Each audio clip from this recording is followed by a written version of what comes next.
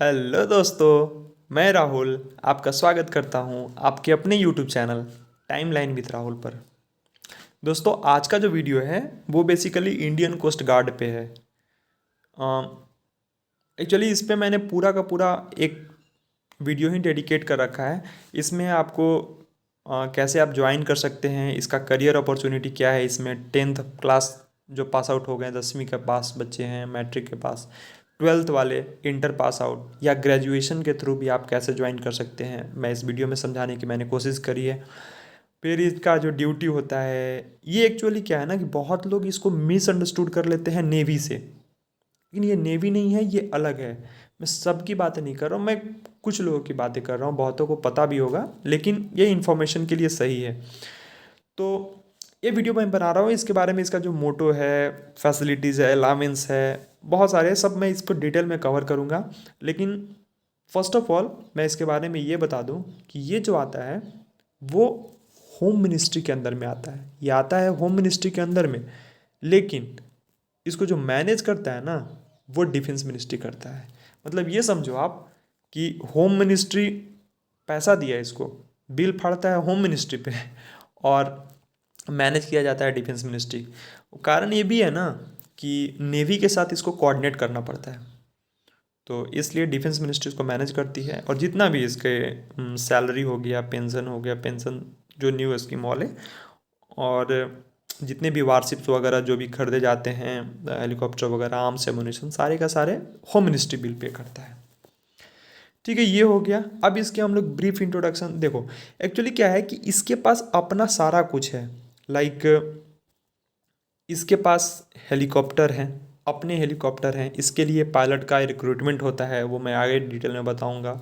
इसके अपना नेवी के जैसा सीप है, इसके अपने आर्मी जैसे भी होते हैं, आर्मी होते हैं वो असिस्टेंट कमांडेंट, जो जनरल ड्यूटी होता है वो मैं डिटेल में बताऊंगा ग्रेजुएशन लेवल पे। तो मतलब इनकी बहाली होती है, इनके पास तीनों ज्वाइंट रूप से अलग में रहते हैं।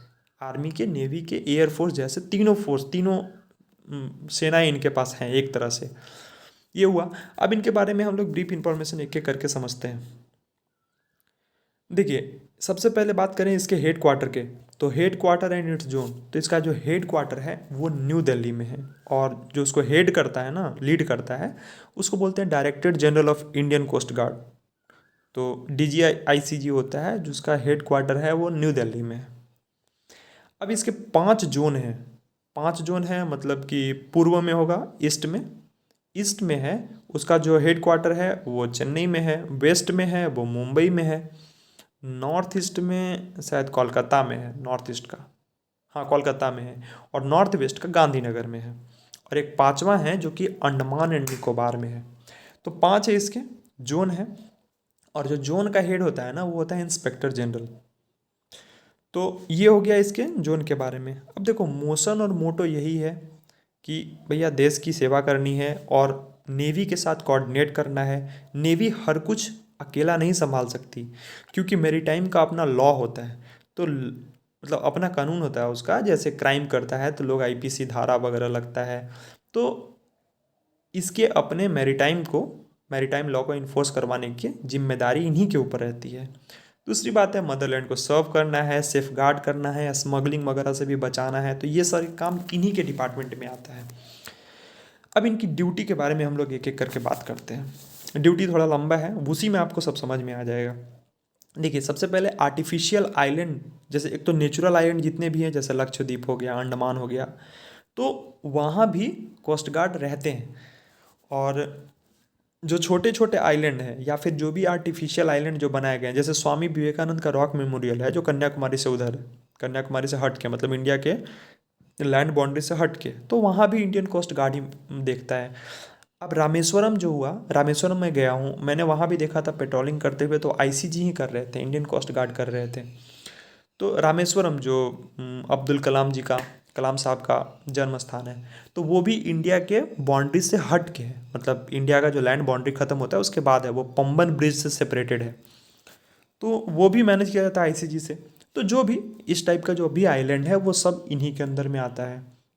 जितने भी ऑफशोर टर्मिनल हैं, कोई भी इंस्टॉलेशन है, किसी भी जैसे रॉक मेमोरियल वगैरह कुछ भी, तो जो भी कोई किसी भी टाइप का जो इंस्टॉलेशन हुआ, चाहे वो गवर्नमेंट का हुआ या फिर प्राइवेट का हुआ, किसी का भी, तो वो सारे इन्हीं के अंदर में आता है। ये उसको देख रेख करते हैं। कोई भी स्ट्रक्चर हुआ किसी भी टाइप का, सब मैरीटाइम जोन में जो भी आएगा वो ये लोग कवर करते हैं। दूसरा होता है कि फिशरमैन ये सबको हेल्प करता है। लाइक फिशरमैन को कब जाना चाहिए, चूँकि मौसम वेदर फोरकास्टिंग वगैरह, तो कब किस एरिया में दिक्कत होने होगी, तो इस टाइप की फैसिलिटी ये लोग प्रोवाइड करते हैं दिक्कत से बचाने के लिए। और फिशरमैन को हेल्प करना, उन्हें कभी रेस्क्यू करना डिजास्टर वगैरह से, तो ये सारे काम भी इन्हीं लोगों के अंडर में आता है। डिजास्टर के टाइम जब भी नेचुरल डिजास्टर वगैरह होती है, बाढ़ वगैरह हो, विपदा वगैरह होती है, तो उस समय नेवी के साथ ये लोग कोऑर्डिनेट करते हैं। तो ये भी हो गया। और दूसरा पेट्रोलिंग करना, वो मैंने यहाँ दिखा रखा है। देखो ऐसे ही पेट्रोलिंग करते हैं, नेवी वाले ऐसे नहीं करते हैं, लेकिन इनका होता है अपना ये ओपन सीप जैसा हो गया, अपना यहाँ पे खड़ा होके अपना पेट्रोलिंग कर रहे हैं। फास्ट वेजल होता है इनके पास। तो बेसिकली स्टीमर काइंड ऑफ इनके पास ज़्यादा जहाज होते हैं, क्योंकि इन्हें पेट्रोलिंग ज़्यादा करना होता है, लड़ाई झगड़ा नहीं करना होता है। बहुत रेयर केस में इन्हें नेवी के साथ मिलके और फिर झगड़े करने होते हैं, मतलब वार वगैरह में इन्हें सपोर्ट करना होता है। अब हम लोग देखते हैं ऑफशोर टर्मिनल का ये हो गया, ठीक है। अच्छा, फिर हो गया कि मेरीटाइम इन्वायरमेंट को प्रोटेक्ट करते हैं। जैसे अंडमान हुआ, लक्षद्वीप हुआ, यहाँ पे, या फिर जो भी टूरिस्ट प्लेसेस होते हैं, जितने भी सी कोस्ट होता है, जहाँ भी बीच वगैरह होता है, वहाँ पे किसी भी टाइप का पॉल्यूशन करवाना, पॉल्यूशन को कंट्रोल करना, या फिर जो भी स्मगलिंग वगैरह होती है पेड़ पौधों की, तो वो सारे भी इन्हीं के अंदर में आता है। इन्वायरमेंट को प्रोटेक्ट करना, कोई भी आप जीव जंतु लाइक वेल वगैरह या फिर शार्क वगैरह का अगर आप फिशिंग वगैरह करते हैं, जो जो भी बैंड है, इलीगल है, वो सारे ये लोग इन्फोर्स करते हैं, ताकि इन्वायरमेंट का बैलेंस बना रहे, मैरीटाइम इन्वायरमेंट।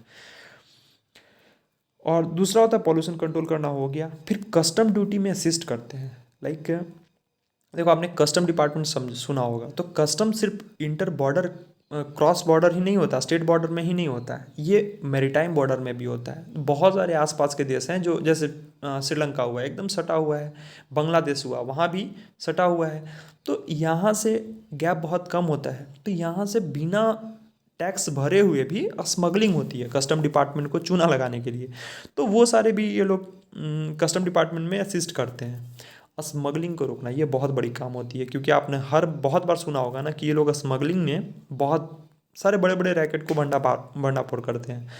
क्योंकि स्मगलिंग नज़दीक नज़दीक जिसका मैरीटाइम बॉर्डर होता है ना इंडिया के साथ, लाइक म्यांमार का भी है, बांग्लादेश का है, पाकिस्तान का भी है। क्योंकि जो वहाँ से आए थे ना, मुंबई हमला जब हुआ था, तो उसमें नाव में बैठ के ही आए थे, वो मिस हो गई थी, हमारे से कोई चूक हुई थी, तो उसके कारण से ही वो आए थे।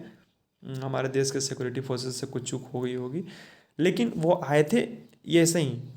तो वो लोग स्मगलिंग जो करते हैं, वो लोग को पकड़ना रोकना, ये भी इन्हीं के अंदर में आता है। और मोस्ट इम्पॉर्टेंट कि मैरीटाइम लॉ जो होता है उसे इन्फोर्स करवाना, जो समुद्री दुनिया का जो अपना लॉ कानून है वो इन्फोर्स करवाते हैं ये।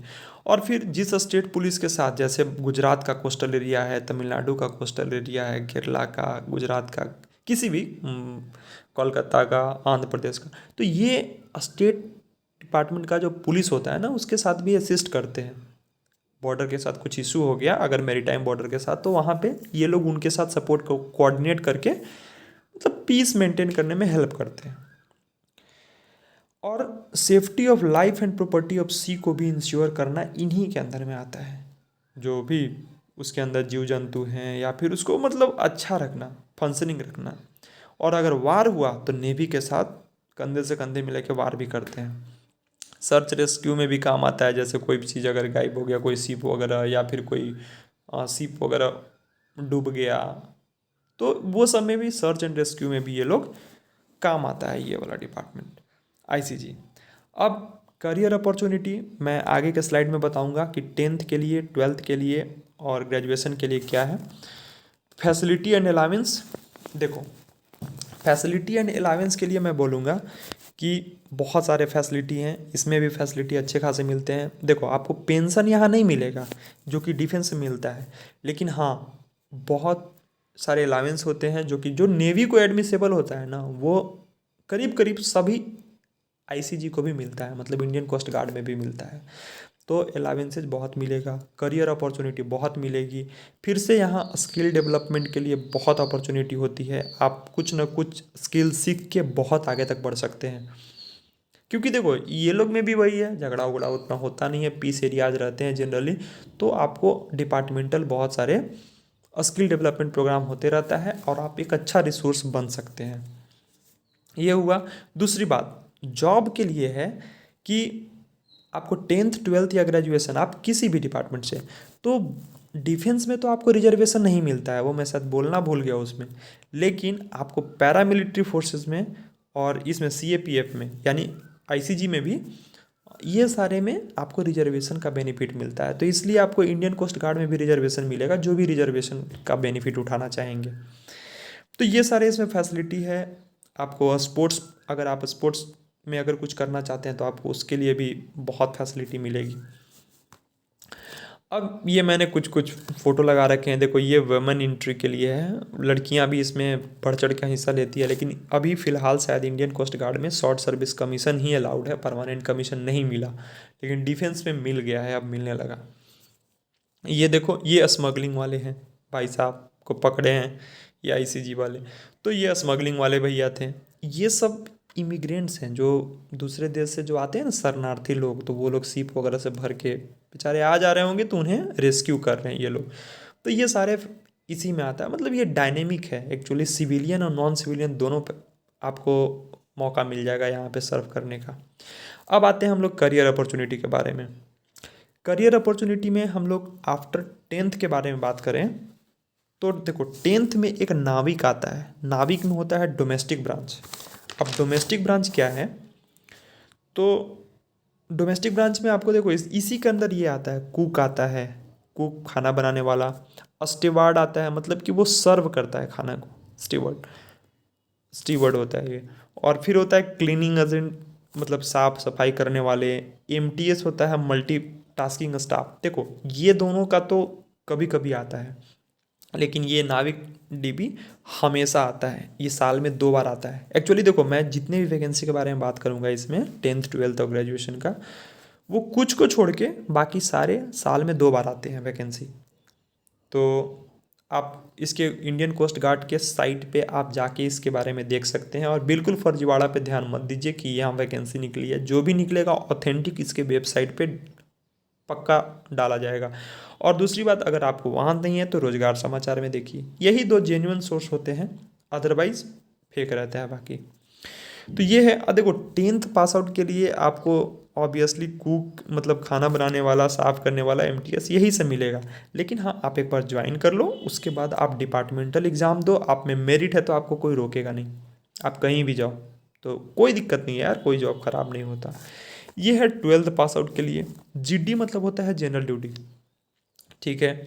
अब यांत्रिक का जहाँ तक बात आया, तो हम लोग यांत्रिक में बात करें तो देखो हवलदार का एक पोस्ट होता है, हवलदार का पोस्ट, और वही हवलदार, तो वो नाविक के अंदर में ही आता है। इसमें आपको वही चाहे तो सेलर का जॉब मिलेगा, और नहीं तो फिर गन्स वगैरह मिलते हैं। देखो इन लोग के पास ऐसा नहीं होता कि ये मतलब आर्म्स एमुनिशन नहीं होता, इनके पास आर्म्स एमुनिशन होता है, शॉर्ट गन्स होते हैं, गन्स भी होते हैं, शॉर्ट गन्स होते हैं, छोटी मिसाइल्स भी होती है, तो इन लोगों के पास भी होते हैं आर्म्स एमुनिशन यूज करने के लिए। अब आता है यांत्रिक, जो तीसरा होता है यांत्रिक है। तो देखो यांत्रिक में क्या है कि ये में 10+2 और उसके बाद डिप्लोमा चाहिए होता है। और बेसिकली नेवी, एयरफोर्स या फिर आईसीजी में पीसीएम वाले को ज़्यादा प्रेफरेंस दिया जाता है, साइंस वाले बैकग्राउंड को। अब बेसिकली इसमें पीसीएम को, फिजिक्स केमिस्ट्री मैथमेटिक्स वाले को। तो अगर आपने डिप्लोमा कर रखा है मैकेनिकल से, इलेक्ट्रिकल से, इलेक्ट्रॉनिक्स से, तो आपके लिए ये यांत्रिक का कोर्स है। इसकी सबकी ट्रेनिंग होती है, और ट्रेनिंग होने के बाद 4-5 महीने की ट्रेनिंग होती है, उसके बाद आपको पोस्टिंग दे दी जाएगी। लेकिन मैं एक चीज़ और बता दूं, आप एक बार जाके वहाँ रुक नहीं सकते, आप बहुत आगे तक जाओगे, सिवाय आप लर्निंग मत छोड़ना, डिपार्टमेंटल एग्ज़ाम तो बहुत आगे तक जाओगे। और इसकी जो ट्रेनिंग होती है ना वो करीब करीब नेवी जैसी ही होती है। आईएनए में होता है, इंडियन नेवल एकेडमी जो है उसी में इसकी भी ट्रेनिंग होती है। तो आपको फील वही होगा, आपको फ़ायदा बस दोनों का मिल जाएगा कि डिफेंस का भी मज़ा ले लिए और पैरामिलिट्री का भी। ये हो गया। अब मैं ग्रेजुएट्स के लिए स्पेशली बात करूँगा। देखो, ये जो ऊपर का जो 3 है ना, इसकी वैकेंसी कभी कभी आती है, इसलिए मैंने इसको ब्लैक से दे रखा है। सीनियर सिविलियन स्टाफ लॉजिस्टिक में आता है, सिविलियन गैजेटेड ऑफिसर ये भी लॉजिस्टिक का ही है, और सेक्शन ऑफिसर ये भी लॉजिस्टिक का है, और फिर उसी में यूडीसी भी आता है, अपर डिवीजन क्लर्क। तो ये तीनों वैकेंसी भी आती है, कभी कभी आती है। लेकिन बाकी का जो ये चारों है, ये चारों ये एक्चुअली हमेशा साल में 2 बार आती है, और ये है जनरल ड्यूटी। देखो जनरल ड्यूटी, ये चारों जो है ना, इसमें जो आपको पोजीशन मिलेगा, पोस्ट मिलेगा, वो असिस्टेंट कमांडेंट का मिलेगा। असिस्टेंट कमांडेंट में क्या होगा कि आपको इसमें आप मतलब अप्लाई करोगे सबसे पहले। देखो चारों का सेम ही है करीब। आप पहले एप्लीकेशन अप्लाई करोगे, जब भी ये इसके साइट पे आएगा नोटिफिकेशन, आपको अप्लाई करना होगा, आप उसमें अपना मार्क्स दोगे, आपको शॉर्टलिस्ट किया जाएगा। उसमें एनसीसी वाले का भी कुछ कोटा होता है, जैसे मैंने एनसीसी कर रखा है तो मैं एक बार जा चुका हूँ। तो आपको कॉल आएगा, कॉल लेटर आएगा, उसके बाद आप जाइएगा वहाँ पे। वो सिर्फ आपको एग्ज़ाम देने का कॉल लेटर, उसको एडमिट कार्ड आप बोल सकते हैं। आप जाओगे वहाँ तो 2 बोर्ड होता है, एक होता है पीएसबी और एक होता है एफएसबी। ठीक है, तो पहले जो है आप पीएसबी में जाओगे, और पीएसबी में जाओगे तो इसका होता है प्रिलिमिनरी सिलेक्शन बोर्ड, और ये होता है एफएसबी, मतलब होता है फाइनल सिलेक्शन बोर्ड। ये चारों का मैं बता रहा हूँ, ये चारों का। तो प्रिलिमिनरी सिलेक्शन बोर्ड में क्या होगा, आपका एक एप्टीट्यूड टेस्ट लिया जाता है, छोटा सा रीजनिंग टाइप का होता है। उसके बाद पिक्चर परसेप्शन टेस्ट होता है, पीपीटी होता है, पिक्चर परसेप्शन टेस्ट। एक इमेज दिखाया जाएगा, उसके बारे में मैं एक वीडियो बनाऊंगा। एसएसबी जैसा ही होता है, बस इसमें 2 पार्ट कर दिया जाता है। स्क्रीनिंग अलग होता है, और फाइनल सिलेक्शन बोर्ड के लिए बाद में आपको बुलाया जाता है। और एसएसबी में लगातार हो जाता है, जैसे नेवी, एयर, आर्मी, एयरफोर्स में लगातार हो जाता है, आपको बैक टू बैक हो जाता है। तो इसमें थोड़ा सा बस यही अलग है। तो आपको वही पीपीटी होगा, फिर उसके बाद ग्रुप डिस्कशन होगा, फिर अगर इसमें आप सेलेक्ट हो गए तो फिर आपको फाइनल सिलेक्शन बोर्ड के लिए आपको दिल्ली बुलाया जाएगा। क्योंकि पीएसबी जो होता है ना, वो 5 जोन जो आपको मैंने बताया था, वो 5 जोन पे होता है। और फिर फाइनल सिलेक्शन बोर्ड के लिए आपको कॉल आएगा, मतलब दिल्ली। फिर वहाँ जाइए, फिर बाकी का बचा हुआ 4 दिन का जो इंटरव्यू है वो आपका दिल्ली में होगा। ठीक है, उसके बाद रिकमेंड होइएगा, फिर मेडिकल होगा आपका, और फिर आपका मेरिट लिस्ट आएगा, और फिर आप असिस्टेंट कमांडेंट बन जाइएगा।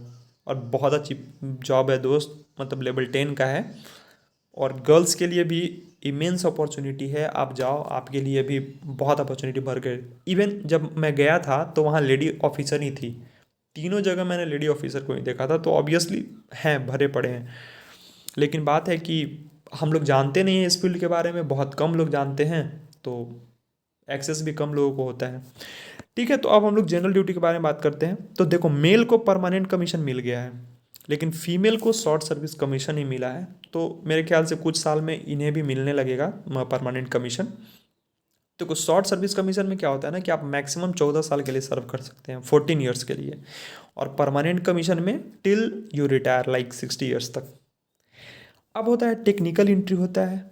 टेक्निकल एंट्री में होता है, हम लोग इंजीनियर्स को, जैसे मैंने भी इंजीनियरिंग करी है, तो हम लोग वही अप्लाई किए, फिर हम लोग को कॉल आया, फिर हम लोग जाएंगे वहाँ, फिर जो मैंने प्रोसीजर बताया वही होगा। उसमें electrical engineer, mechanical engineer, electrical के ज़्यादा वैकेंसी निकलती है, तो ये इंजीनियरिंग एंट्री हो गई। फिर लॉ ग्रेजुएट्स के लिए निकलता है, जो जो भी लॉ से ग्रेजुएट हैं उनके लिए भी वही प्रोसेस है। वो भी असिस्टेंट कमांडेंट ही कहे जाएंगे, लेकिन उनकी entry as a law graduates होगी। शायद कुछ होता है डिग्री के बारे में, मुझे ज़्यादा आइडिया नहीं है। कमर्शियल पायलट एंट्री, देखो इसमें भी परमानेंट कमीशन होता है, एक शॉर्ट सर्विस के लिए होता है। ये कमर्शियल पायलट एंट्री जो है, इसमें क्या होता है कि आपके पास पहले से लाइसेंस होनी चाहिए हेलीकॉप्टर चलाने का, उड़ाने का। कमर्शियल पायलट की लाइसेंस होनी चाहिए। तो अगर आपके पास लाइसेंस है तभी आप इसके लिए एलिजिबल हैं। तो ये चारों के थ्रू आप असिस्टेंट कमांडेंट बनेंगे। आपकी लेवल जो होगी वो लेवल 10 की जॉब है, 56,100 बेसिक है, मतलब आपकी सैलरी बहुत बनेगी, 70 प्लस बनेगी, और बाकी फैसिलिटी सारे हैं ही। तो बहुत अच्छी फैसिलिटी है यार, इसमें आप ज्वाइन कर सकते हैं। इसके बारे में मैं एसएसबी वगैरह के बारे में मैं एक वीडियो बनाऊंगा, अलग से बनाने वाला हूं, आप उसमें देख सकते हैं, प्लेलिस्ट में होगा। चलिए, ये मैंने कुछ पिक्स लगा रखे हैं ताकि आपको थोड़ा इंटरेस्ट आए, जानकारी मिले कि आखिर है क्या। तो ये देखो इनका अपना पेन, इसमें भी इंडियन कोस्ट गार्ड लिखा होगा, आप जूम करके देख लीजिएगा। ये, हाँ ये है इनका पासिंग आउट परेड है, या फिर ये पेट्रोलिंग कर रहे हैं। यहाँ पे भी वही है, इनका अपना परेड वगैरह है। ये इंडक्शन हो रहा है, ये शिप्स का इंडक्शन हो रहा है। यहाँ पे ऊपर से रस्सी से इस बोट पे आ रहे हैं, शिप पे आ रहे हैं। तो ये सारे हैं, ये शायद प्रेसिडेंट गए थे उनका ये पीक है। तो ये मैंने कुछ पीक लगाए हैं ताकि थोड़ा अच्छा लगे, मोटिवेशन लगे आपको कि आप इस फील्ड को भी ज्वाइन करो। इस फील्ड को अछूता ना रहने दो यार, लोगों को जागरूकता होनी चाहिए, जाननी चाहिए। लास्ट बट नॉट लिस्ट दोस्तों, प्लीज़ सब्सक्राइब माई चैनल। इस चैनल को प्लीज़ सब्सक्राइब कीजिए और अपने दोस्तों के साथ शेयर कीजिए, लोगों के साथ शेयर कीजिए ताकि उन्हें भी जानकारी मिले। लाइक कीजिए, शेयर कीजिए, कमेंट कीजिए। Thank you and till then, next video मैं कुछ और अच्छे इन्फॉर्मेशन के साथ अगले वीडियो में हाजिर होऊंगा। तब तक के लिए जय हिंद।